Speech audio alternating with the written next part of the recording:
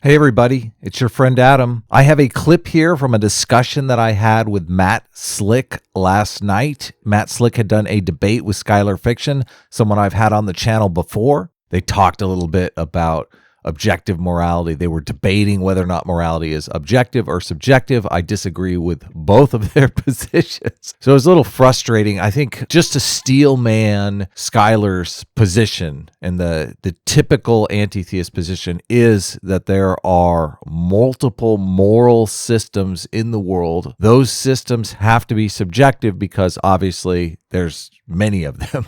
But I don't necessarily agree with this understanding of morality. Obviously, you guys know my definition of morality is a system of rules that binds individuals into a moral community. They adopt these rules, and those rules actually facilitate the survival, reproduction, and sustainability of that community. That idea creates a kind of emergent moral system that is objective. Like a airplane has certain design constraints that are put upon it by the environment. You cannot design an airplane without meeting certain constraints, without it not being an airplane, not being able to fly. Morality is the same way. You can't have any set of rules in a moral system and still have the same kind of sustainability of that system over time. There are certain rules that are caustic to moral systems. I've had a debate with Kent Hovind where I argue slavery is one of those caustic rules.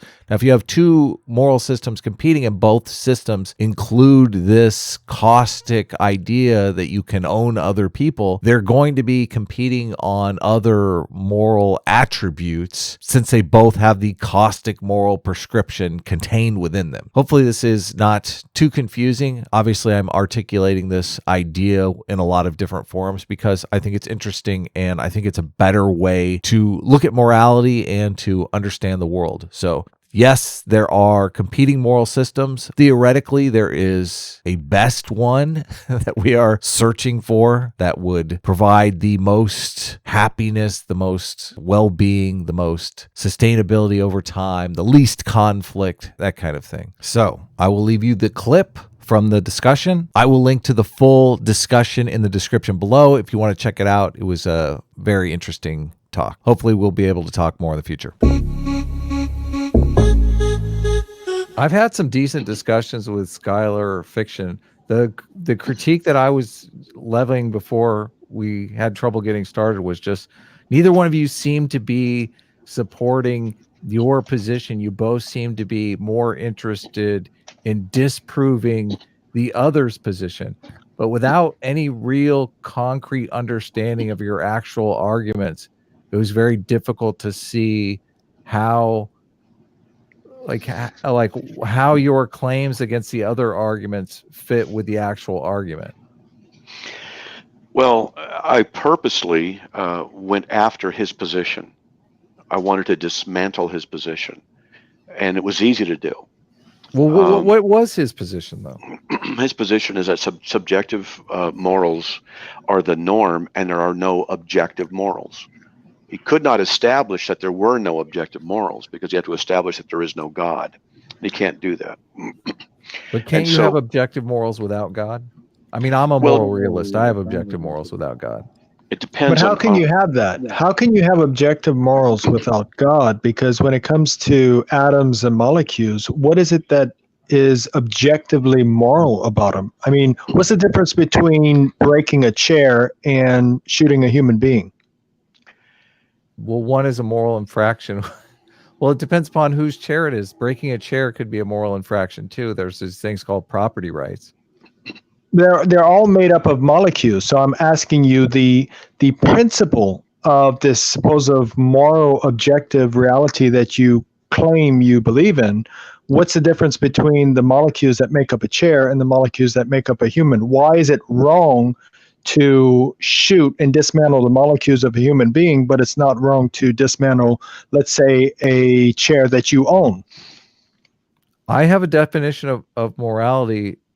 I believe your definition is probably pretty similar, but my definition is morality is a set of rules that binds individuals into a cooperative community. What is your definition of morality? Right, something like right and wrong?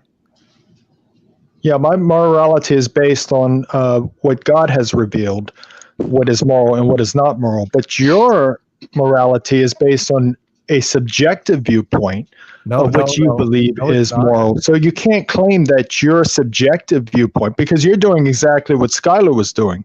Skylar was trying to conflate his subjective reality with objective reality, and you're doing exactly the same thing. Can I have your definition of morality? Hey, maybe you guys could set up a debate. I know, Matt. That'd be interesting. Yeah, I just told you my definition. It's what God has revealed, what is moral and what is not moral. So let's talk about what God has revealed. Does God have, has God revealed to you whether or not you should break chairs? What has God revealed to you the difference between shooting a chair and shooting a human being? Well, God has. He said that murder of a human being, let me answer. He said that murder of a human being is wrong. Doing something wrong to a human being is morally wrong.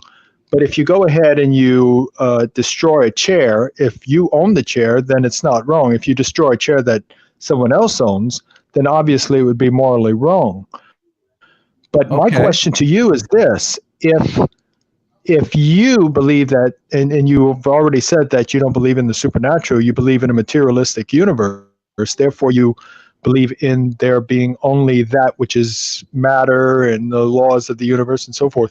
So what is it based on that somehow there's a transcendent property whereby now you have objective morality, because everything is made up of atoms and molecules. So why, and you didn't answer my question, why is it wrong objectively to dismantle the molecules of a human being whereby that human being no longer functions, but it's okay to break a chair that you own? Because the moral laws are how we interact between other human beings, not how we interact. Your moral laws. Chairs. I'm asking you, but you're still giving your subjective reasoning. Matt, that heavy sigh, Matt. Matt, it's your channel. Where did these moral laws come from? Or is it written on the molecules? I don't see it written on the molecules or the atoms, these moral laws. So where exactly are you getting these moral laws? My definition of morality is a set of rules that binds individuals into a community. So your subjective definition. Well, it's what we observe. It's your subjective definition. Just admit it's your subjective definition. Are you a moral objectivist or a moral subjectivist? I don't even know what all of that stuff is. Subjective whatever that stuff is. And let's just say you say, I'm not putting words in your mouth, I'm not accusing you of evil, but let's just say you say it's okay to lie. And I say, no, it's not okay to lie. We have this abstraction, and now your mind and my mind are different, and we're looking at this and disagreeing. Well, then we have a question. Is the statement, if it was just you and I in existence, thou shalt not lie, is that statement true or not true? We would have no way of determining that. Yeah, we would. Because how? Okay, how? Well, this is what I keep saying.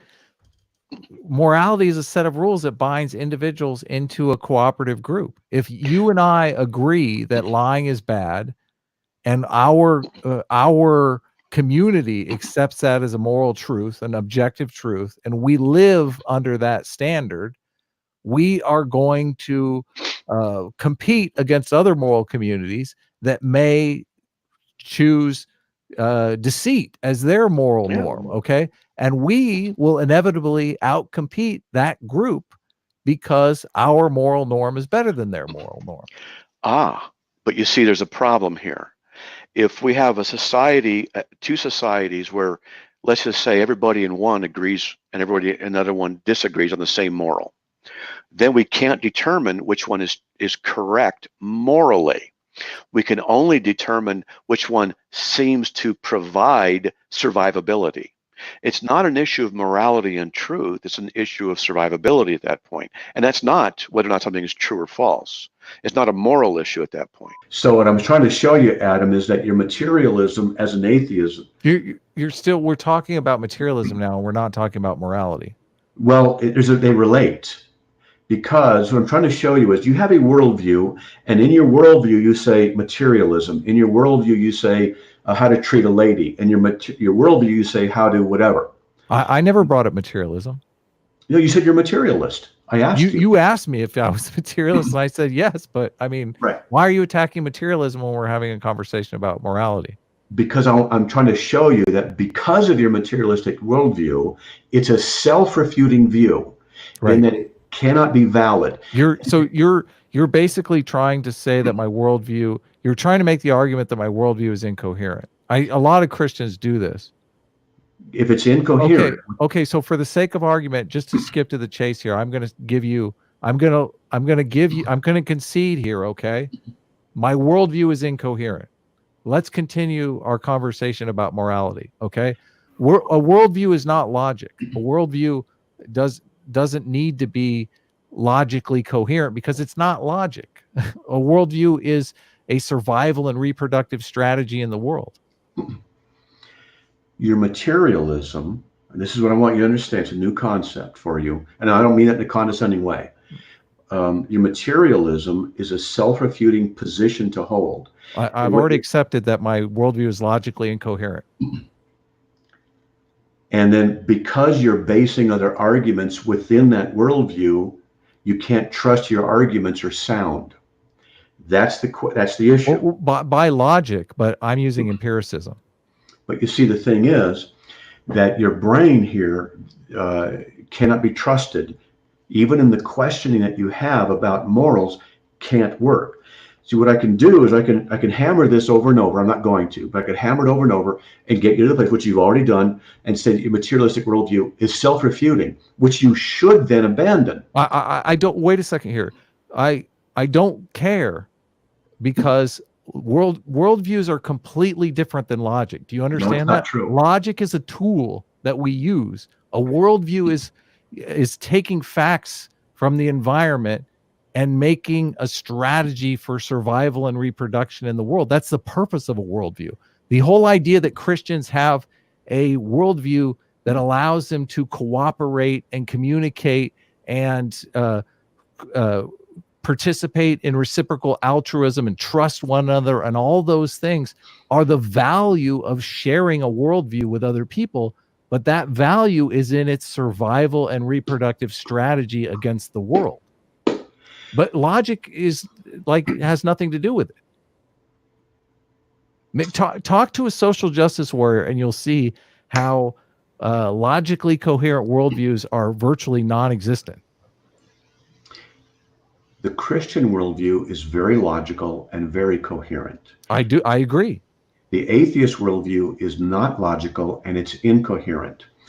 And what you would base your information, your learning, your morals that you would develop within that system, therefore, is automatically suspect. If your worldview is illogical, if your worldview is incoherent, and you develop, for example, morality out of that worldview, then automatically we can't trust your morals as being true or the right ones because you have a system of thought that is self-refuting and inconsistent. And if that's the case, why then should we trust the morals, which you say are not logical? You haven't established that's the case. But if you're going to argue from that perspective of materialism, which is self-refuting, you should first give that up, which means then logically you should believe that there's a God. But now all of a sudden, if that's the case, then what it necessitate is that there are objective, abstract morals out there that contradict your moralistic, realistic view. But this is why it's so important. This argument is just an appeal to emotion. It bases it totally is. Let me explain. It's based on the consistency bias in human beings. As human beings, we all have evolved this consistency bias. We want to be consistent because we want to show that we're trustworthy cooperation partners. So people hate to be inconsistent. And all you're doing when you're presenting this argument that my worldview is logically inconsistent is you're pressing an emotional argument against me that is forcing me to want to be logically consistent. But I've already given you, I'm not going to fall for the consistency principle. Okay. Sometimes consistency can be deadly. If you're working with a certain survival and reproductive strategy that's working in an environment and that environment changes, you need to change your strategy. Consistency can kill you. So science is a testament to not falling for the consistency principle. Okay. So I don't like being logically consistent is not important to me here. The fact that you keep bringing it up is very much an emotional argument. I'm curious about your argument as far as objective morality goes, because my argument for objective morality is based on empiricism, based on study. An emotional argument is an argument where you manipulate the recipient or the person's emotions in order. Yeah, that's what you're doing to me when you keep saying, you have to be logically consistent. Otherwise, you're what? Otherwise what? Why do I have to be logically consistent? Because I'll be a bad person, right? I mean, that's basically what you've said. You said I'm suspect. You can't trust me. I got you. I hear you. That's not what I was saying. Okay, what are you saying? I'm sorry. I don't want to straw man your argument. Argument does not use logic. I have used nothing but logic with you. Okay. And I've talked about logical necessity, abstractions, defining our terms. None of this has been emotionally based. And I've tried to be very polite with you, and talking about thou shalt not lie, and I'm not trying to accuse you of anything. I've not tried to be emotional about this at all. So you have mistaken the idea of what an emotional argument is with regard to a logical argument. And I would suggest that you study that, because you'll find out that no, I'm not committing that fallacy. But do you understand the argument that I'm making? Maybe you could steel man my argument. Well, I'm just trying to I'm not sure what exactly argument you mean at this point, which thing you're referring to. I'm just trying to say that no, it's not an appeal to emotion. Well, do you know why I'm saying it's appeal to emotion? That's what I'm asking. I don't know why you are, but I can tell you what you're not doing it because of. You're not doing it based on logic. You're doing it on something else. But I believe it's the reason you're saying that, if I can interject. Yeah, go ahead, RB. It is because that's how it's making you feel. So therefore, it's an emotional argument. But it's a logical argument. An emotional argument would be somewhat different. Matt would make an argument that it's just of a different nature. It's an emotional argument would be something like, "I made you mad. That's why you're wrong." Well, no, you could. Right. You should say you're saying that you should not be logical. You should not be inconsistent. That's what you're saying. Why are you saying I should not be inconsistent? Well, because people who are inconsistent can't be trusted. Okay, that's not an emotional argument. You're saying if I'm inconsistent, I'm untrustworthy. That's not an emotional argument? It's an issue of trust. And if you're inconsistent, it means your arguments aren't valid. It means your rationality is not valid, and therefore we should not trust you. You don't understand what an emotional argument is. You're just misapplying it, okay? My worldview is logically coherent. Our worldviews are not coherent between each other. Like your worldview is logically coherent. My world is logically coherent from within the worldviews. But the moralities can. Why do you keep shaking your head? Because your worldview is not internally consistent. Because I've shown you from the issue of materialism that is inconsistent. Your worldview is not internally. Okay. I'll give you that. From your perspective, my world is logically incoherent. From my perspective, your worldview is logically incoherent, because in your worldview, a man can rise from the dead, which is scientifically impossible. So that makes your worldview logically incoherent. I'm just not pressing the issue because it would be impolite for me to call and it would also be just an emotional argument. It would just be appeal to emotion. Adam, you just refuted yourself because you just claimed. Hold on. You just claimed that it's logically incoherent for a man to rise from death, and yet, at the same time, you're claiming that logical absolutes, objective absolutes exist outside of matter, outside of molecules and atoms. So how do you prove this? How can you prove that these objective absolutes exist outside of atoms and molecules? And where are these rules that you keep speaking of, where these objective rules of morality exist? I could tell Matt You haven't loves this presented any line of them. Matt hates this line of reasoning. The look on Matt's face says it all. Go ahead, Matt. What do you want to say? Work with what you said. Yeah. You said this science has proven that people can't rise from the dead. Right. You made a statement. That's not true. Science is not that. What science is observation, hypothesization, experimentation to learn, to obtain predictability, and then theorization. So hypothesis, testing, and theory. This is basically what it is. And so science cannot reach back into history and say that the resurrection of Christ could not happen. All that science can do is say, we have not yet seen anyone rise from the dead. But then there's a question. Let's just say, because science requires repeatability, let's just say we have someone rise from the dead after 3 days in a lab. Now they have to write it up, and then they have to go over to Argentina and to Brazil, and they have to go to Japan and perform the same experiment for a scientific fact that it can happen or cannot happen. What this is in logic is a category mistake that you're making. So the idea of saying that science has demonstrated that the physical resurrection cannot occur is not the case. The best you can say is we don't have any scientists, we'll grant that, who have seen it occur, but it doesn't mean it cannot occur. So this is it's a logic issue here. Right. My only point in bringing it up was that there are the two worldviews, that if you start overlapping the two worldviews, you get logical inconsistencies. But the worldviews themselves, I agree with you. People want to maintain logical consistency within their worldview. And that's one of the reasons why they abandon certain truths, because it prevents their worldview from being logically coherent. But you admitted your worldview is inconsistent, which means it's logically incoherent. I said for the sake of argument, I would admit it. But I've shown you that it is. You've not refuted that. Your materialism means your brain operates under chemical reactions, which you can't trust. The chemical reactions are producing truth. If you want to take free will off the table, I'm happy to do it. I'm just for the sake of argument, I'm saying that moral systems evolved to bind individuals into communities, and we can test those communities by testing them against what they evolved to do, the purpose that they evolved to do.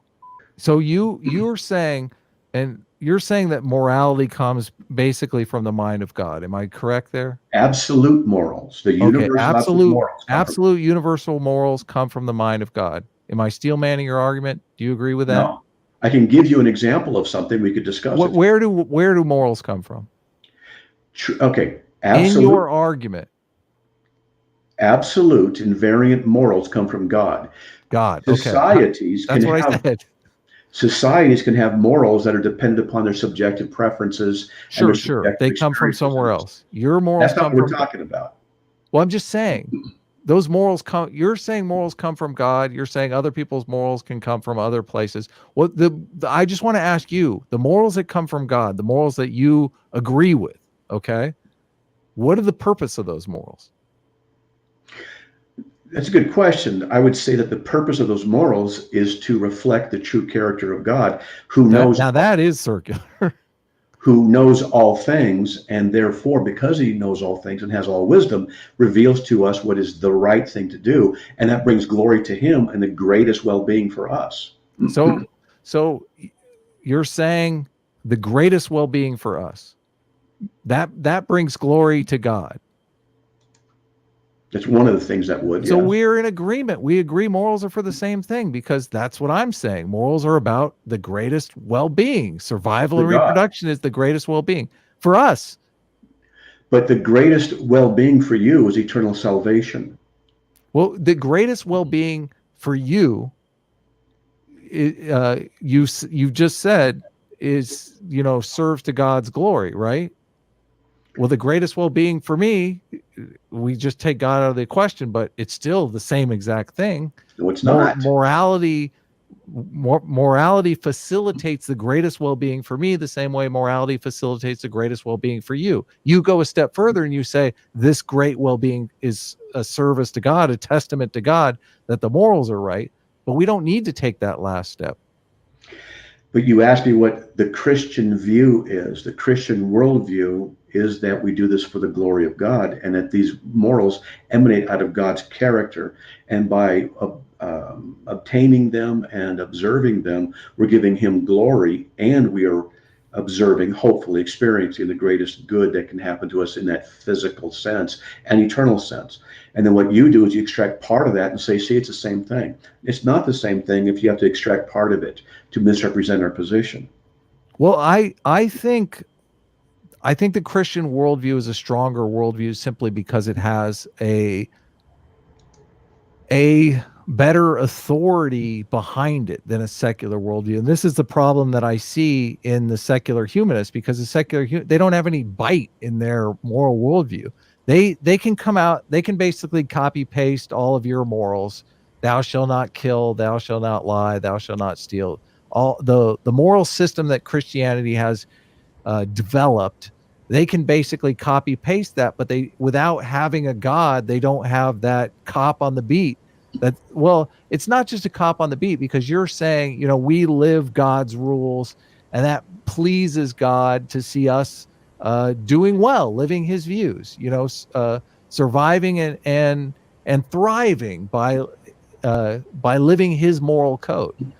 The secularist, the evolutionist doesn't necessarily need God in that equation, but I am willing to admit that God is a brilliant motivator for sticking to the rules.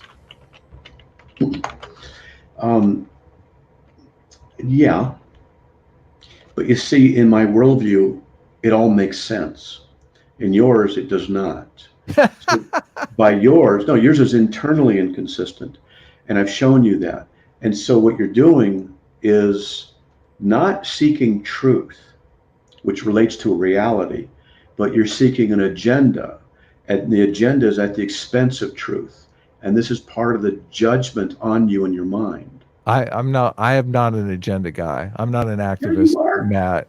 Sure you are. I'm not here proselytizing for atheism. I'm very much seeking truth. I am very much seeking truth. If anyone's proselytizing here, it's you. Of course I'm proselytizing. Okay, so you admit it freely. Yeah, I mean, I didn't want to call you out, but I'm not here proselytizing for atheism. I'm not here to convert for the Church of Atheism. I encourage people to be strong in their faith. I really do. I'm interested in morals. I'm interested in moral psychology. I think, there's a lot of agreement, I think there can be a lot of agreement between the secular community and the Christian community. And I don't necessarily think a lot of these conversations are as powerful or as useful as they can be, especially the one that you had with Skylar Fiction was just, it seemed like you guys were talking past each other more than anything.